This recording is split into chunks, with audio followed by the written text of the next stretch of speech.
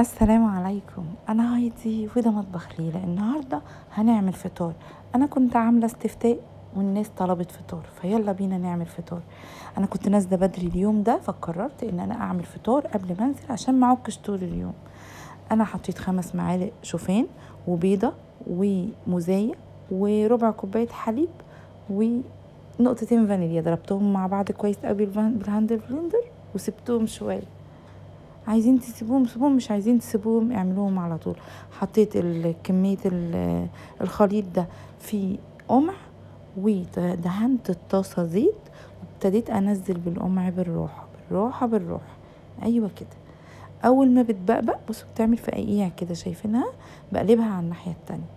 انا الطاسة عندي النار واطية مش عالية، بس كده. ايوه. بصوا بقى، انا هخلص الكمية دي، بس انا في حاجة نسيت اصورها فانا هقولها لكم. انا حطيت، مش نسيت اصورها، هو الموبايل ما صورش لاسباب خاصة يعني.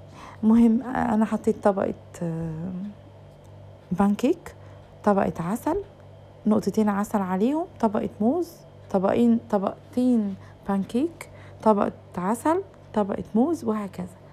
خلاص. هو الكمية دي بتعمل كمية كبيرة مش قليلة، يعني عملت من الطبق اللي هوريهولكوا ده طبقين. بس كده.